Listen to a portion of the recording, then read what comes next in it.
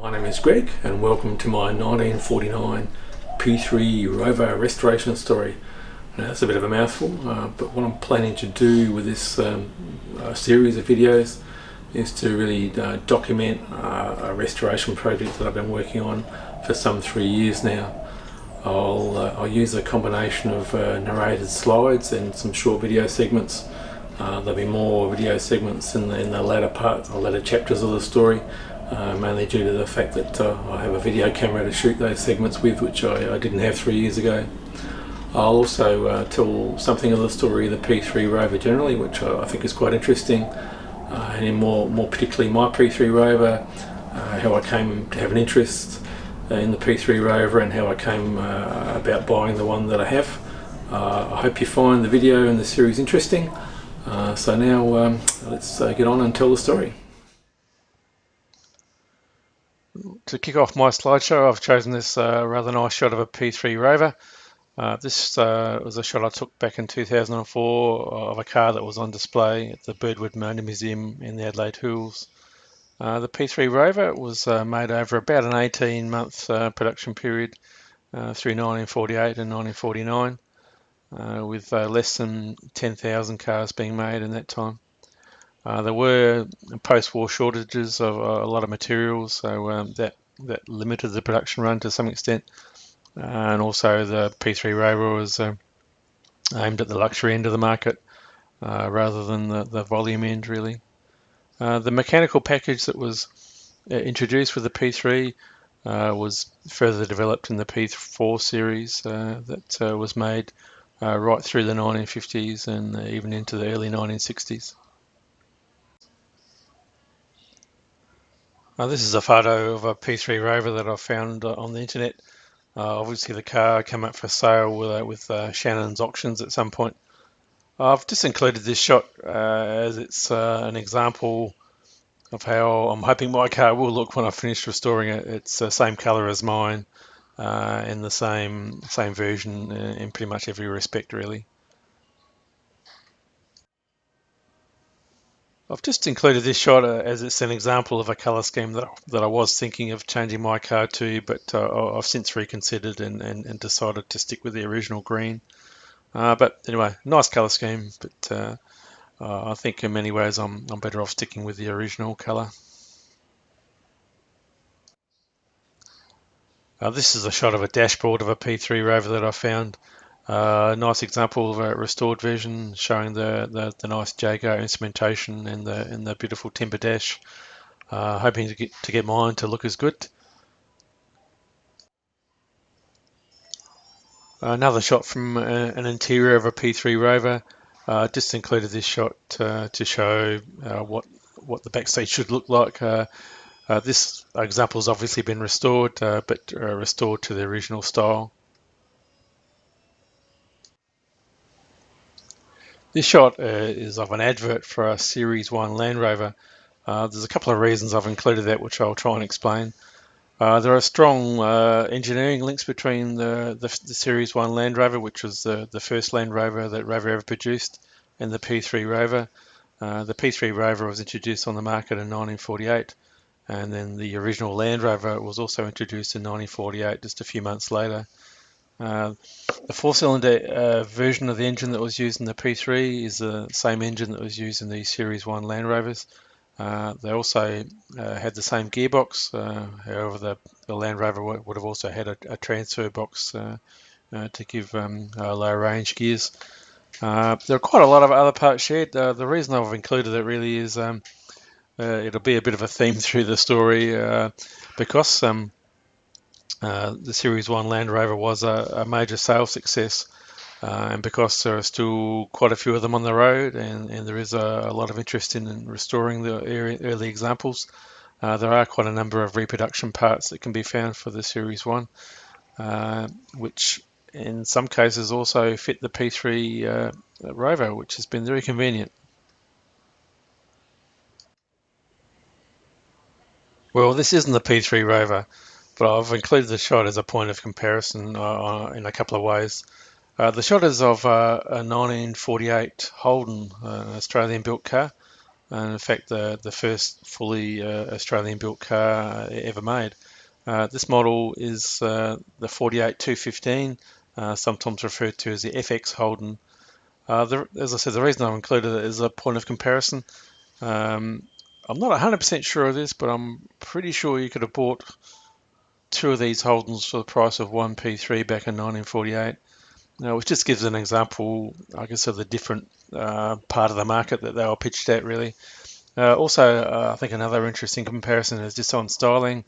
This Holden of the same year as the first P3s, very different styling, very much influenced by American styling at the time, whereas the P3 had much more sort of traditional conservative styling. Again, I've included a shot as a point of comparison shot. This shot is of a P4 Rover, the first of the P4s. It's a Rover 75, sometimes referred to as a Cyclops model due to the fog lamp in the centre of the grille. It shared a lot in common mechanically with the P3, and in a lot of ways was just a further development of the mechanical package that was sort of set up in the P3. Also, I think of interest is the styling. It's a very radical change in styling from the P3, just over one model change. And again, the styling of this P4, they're very heavily influenced by American styling. And in fact, it was modelled quite closely after the styling of the American Studebaker at the time. This shot is of Auckland, New Zealand. I've included it in order to give some background to my P3, or the P3 that I ended up buying. My P3, as I understand it, was sold in New Zealand and spent most of its life in Auckland, New Zealand. It was brought over to South Australia by its owners when they came to live in Snowtown, which is north of Adelaide.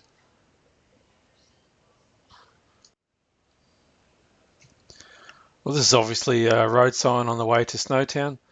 Snowtown is roughly 150 to 160 kilometres north of Adelaide. At this point, I might just mention something about Snowtown. Unfortunately, it's well known here in South Australia, and I guess throughout Australia for one unfortunate event in its recent history. There is a disused bank in Snowtown, which was hired out and used by some people who were involved in the worst episode of serial killing in Australian history. As I said, a sad event, but just felt that I had to mention it because I just anticipate that a lot of the people who might watch this video, would be aware of that history, and just not mentioning it would be a bit like ignoring the elephant in the room when it comes to a mention of Snowtown. This is a shot of the P3 that I took in Snowtown, the P3 that I ended up buying. I would have taken this shot just after I turned up in town. And it's an interesting shot, I think, in that the car was stored in a disused garage that had some glass frontage. And in the shot, you can see a reflection of myself in the shot. Don't know if there's anything you can read into that might be symbolic or anything. Anyway, at this point, I might just mention how my interest in the P3 Rovers developed. I think it probably goes back to my teenage years, or even a bit before that.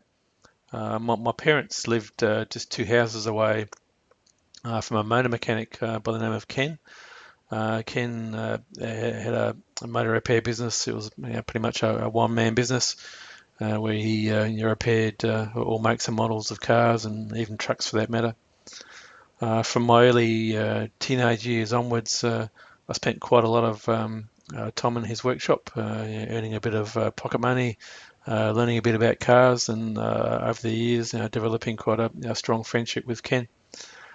Ken, I believe, came from the town of Birmingham, which is also the hometown of these P3s in England. And he was very passionate about the qualities of the Rover, and it would be fair to say that he certainly strongly influenced me in that regard. He also helped me get my very first car, and you guessed it, it was a Rover. Not a P3 Rover, but a P4 Rover from 1959. It was a P4 Rover 60, which is a bit of an unusual model in that it had a four-cylinder engine, whereas most of the P4s had a six-cylinder engine.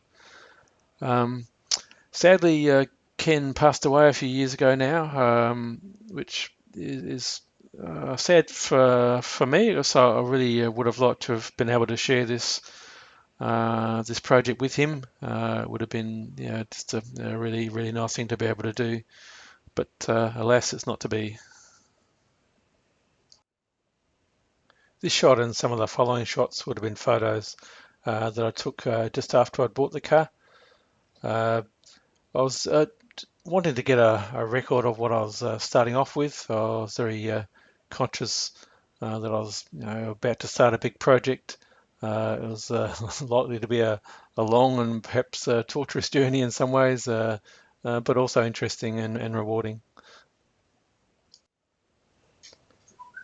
Just another shot that I took just after I bought the car, and here where the car had sat for many years in a garage in Snowtown.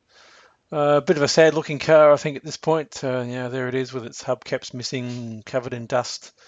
But there it is, just waiting to be restored.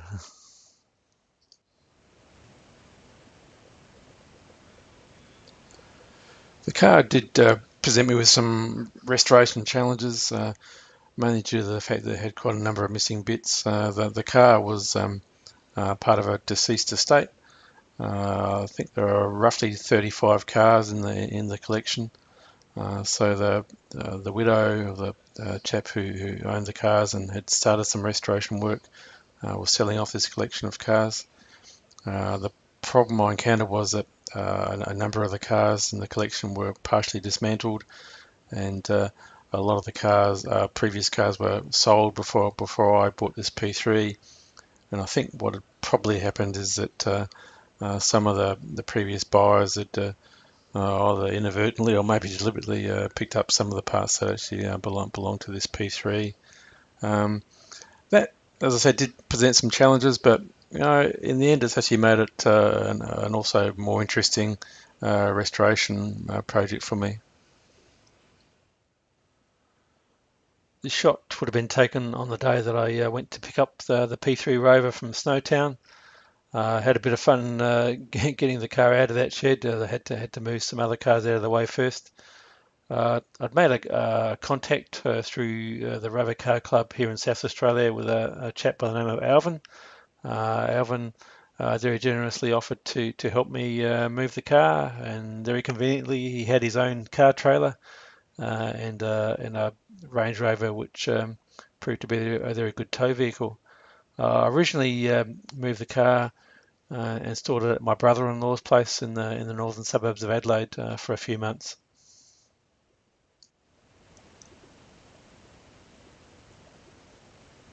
This shot would have been taken just a little while before we were about to set off to Adelaide.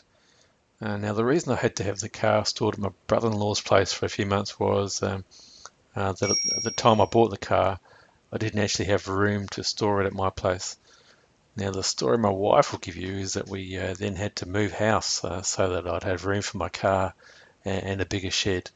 But there were other reasons why we moved as well.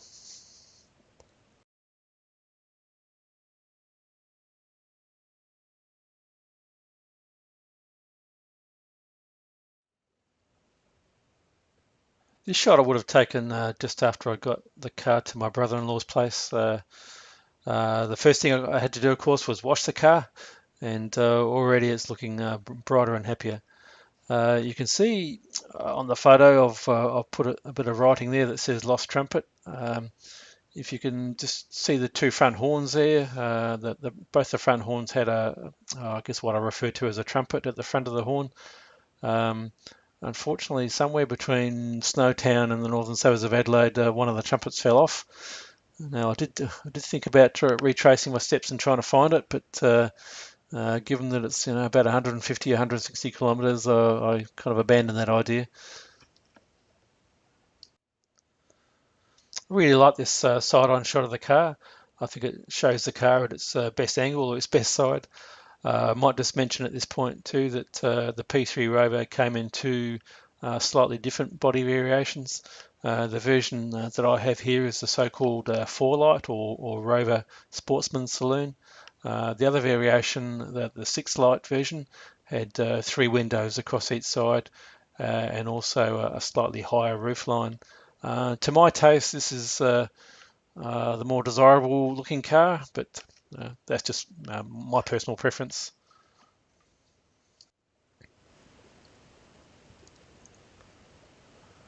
With this shot, I'll end what I'll refer to as the first chapter in my P3 Rover restoration story. I'm planning to do some further videos where I'll try and sort of break down the restoration project into a sort of logical set of chapters. Where, for example, I'll cover the work that I've done on the chassis and the floor in one chapter. I'll try and cover the work I've done on electrical and ignition systems in another chapter, and so on. Really, just to try and tell the story in a logical and progressive fashion.